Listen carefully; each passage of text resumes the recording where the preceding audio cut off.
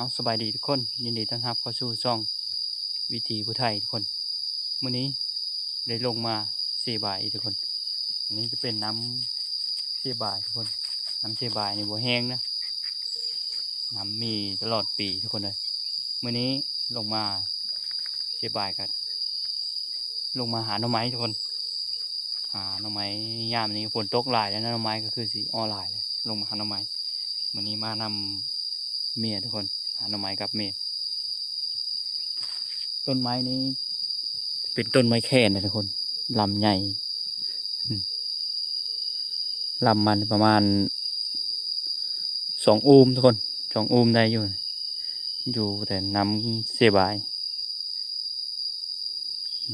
บรรยากาศ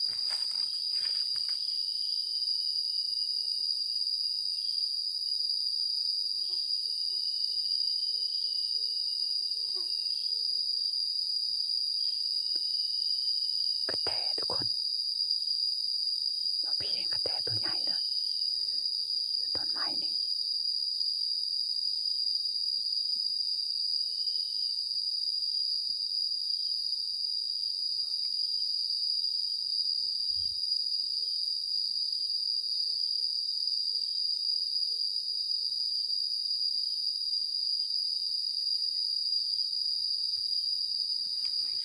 เอาไปทุกคนเอาชิโลไปเตอร์คุณพ่อจิพาหมาเลาะแคมเซ่นี่ทุกคน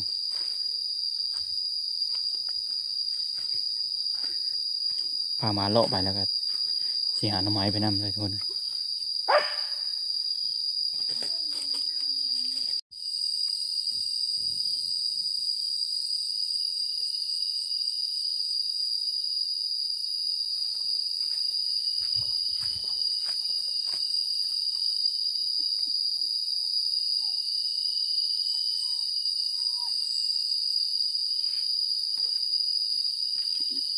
จุ๊บจุ๊บจุ๊บจุ๊บจุ๊บ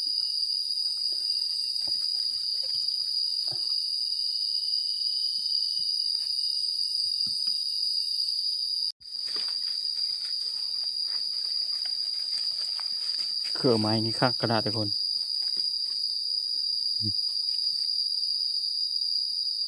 มานี่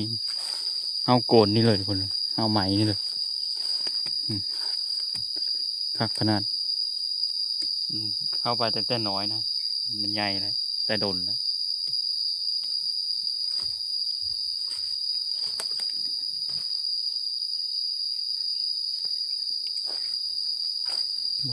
ทุกคนทางหนูจะเริ่มถ้าว่าเอากระลับมาใส่ถือเลยทุกคนเลยจะเปลี่ยนเบอร์แล้วทีนี้นะ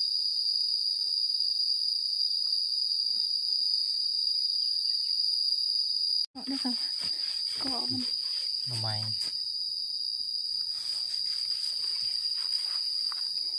กดลงด้วย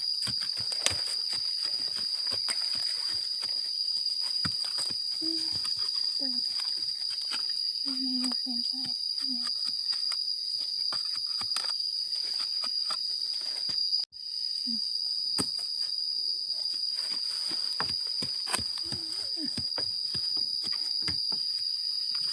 เชือกกระยังเลย เชิด เอาเพิ่งเนี้ยลงมา ลงต้นไทรหา บ่พี่เห็นหน้ำไม้ทุกคนช่องโด่งนะพักใหญ่เลยเขียวเลยนะทุกคนนั่นนี่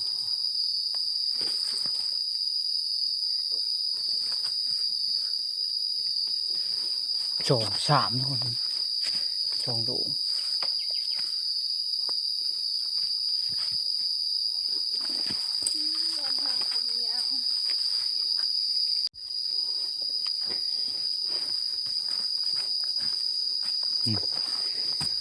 ฝนตกหลายแล้วหน้ำไม้ก่อนอ้อหญ้าหมดแล้วทุกคนเขียวหมดเลย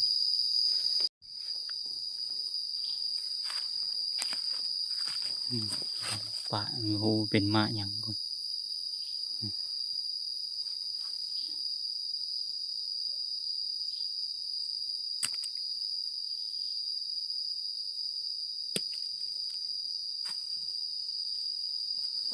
กินมันอ่อนส้มๆทุกคน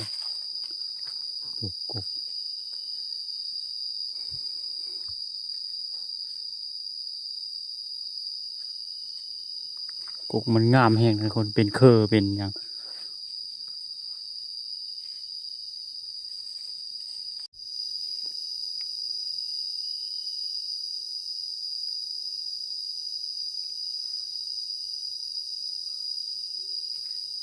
ฮู้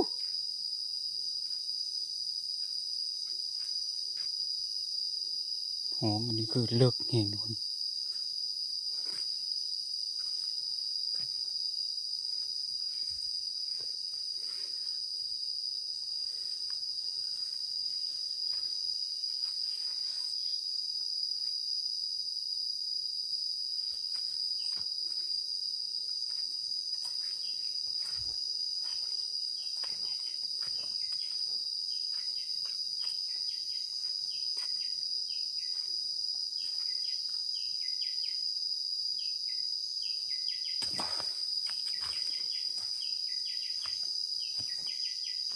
พอพี่สิเลาะหองนี่เราเติมได้ป่าขึ้นมาคนเติมป่าขึ้นมาเพราะว่าหองนี่มันลงไปหอดเสป่ายฝนตกแห้งปลาน้ำไหลขึ้นไปที่เห็นป่าขึ้นมา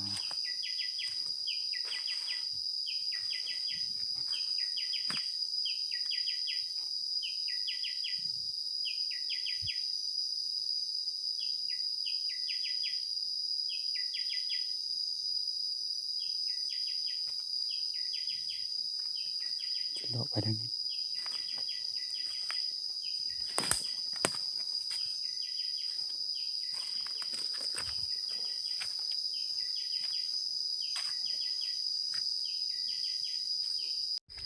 ตอนนี้หมาเห่าเห็นหนูทุกคนหนูเห่าหูยังหมากำลังหานะหูนี่ทุกคนตื่นนินหูก็ได้เลิกนะเดี๋ยวเอาเบิ่งจังน้อยแล้วจะเอาเสียมมาคุดเบิ่งทุกคนหนูเห่าหูนี่ทุกคนเห่าไปไหน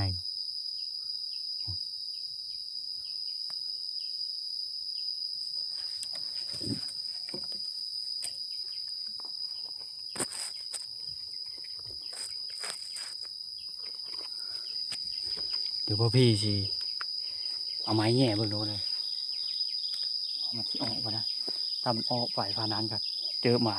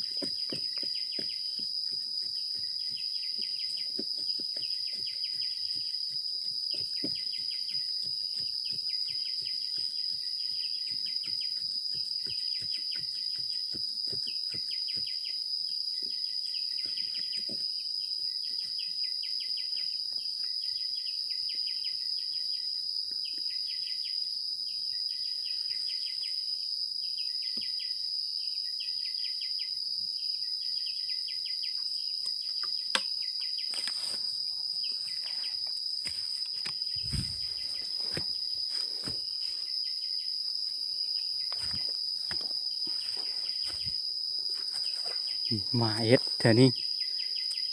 บุญเบิกหมดทุกคนหนูนี่มันอยู่นี่แหละทุกคนยังไม่ทันไปใส่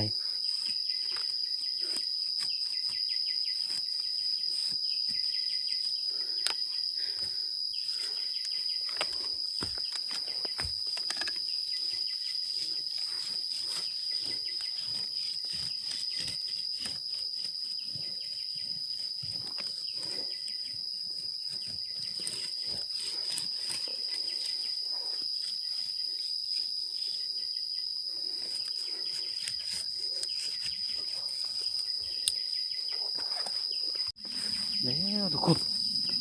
หนูไปเลยทุกคนอ้อใบนี่เอ้าผมเห็นมันอ้อนะทุกคนนะหมากำลังหากินนี่นี่โอ้ย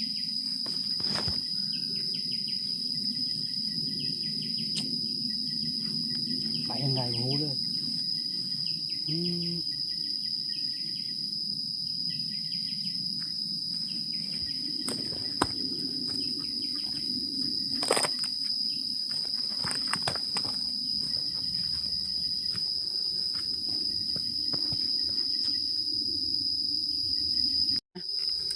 ออกไปทั้งเลยเอ๊ะเป็นแบบนี้นี่มากันดมบุญดมพี่แล้วพี่น้องทุกคนเลยคือชิบได้แล้วหนูออกไปได้ทุกคนเลยโอ้เสียดาย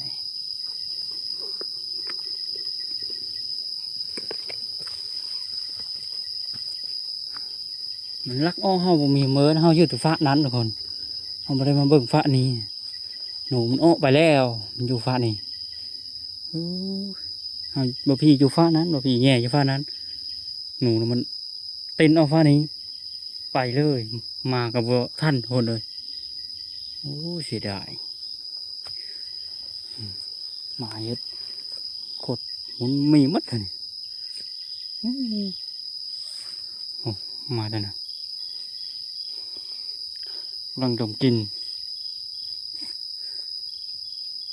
โอ้ไปทางใดบ่เห็นทุกคนนะสังเกตเบิ่งหมาเป็นแบบนี้นี่ไปแล้วทุกคนเลยโอ้เสียดายพี่อยู่ฝั่งนั้นนะบ่พี่เอาไม้แง่อยู่ฝั่งนั้นมันคือสิเต้นอ้อฟ้านี้คนเลยเพราะว่าหมาตัวนึงก็ยืดเทิงพุนหนูมันก็เลยมีอ้อทางเทิงนู่นทางนี้มันไม่มีหมาเลยมันก็เลยอ้อทางนี้หมาตัวนี้ก็อยู่พุนโอ้ยหมดท่านมันคนเลยไปแล้วหมากับโบเฮ็ดเลยนี่นะบ่มีเพราะว่าหนูมันอ้อเลย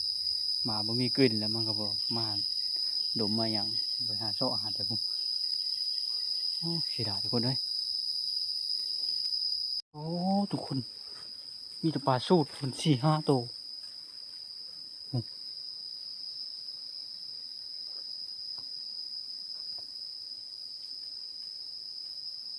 โอ้ตัวใหญ่เลยทุกคนเลย3 นิ้วนี่มีแต่ปลาสูตรนะงูมันกินอย่างนั้นทุกคนโอ้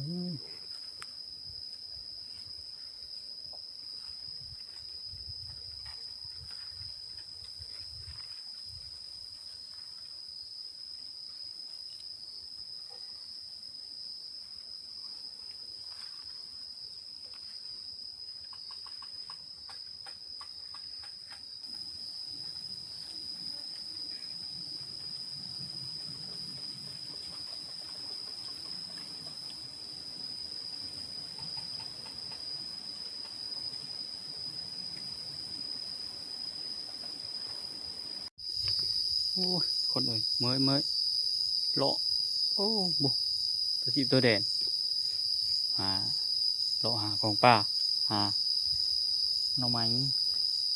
ได้แต่หน่อไม้ทุกคนเลยนี่หน่อไม้นี่ถือว่าได้หลายเติบนะเด็กดงขาวดงเขียวได้หมดครบหมดเลยได้หลายเติบอะไรอ่ะอาศัยมา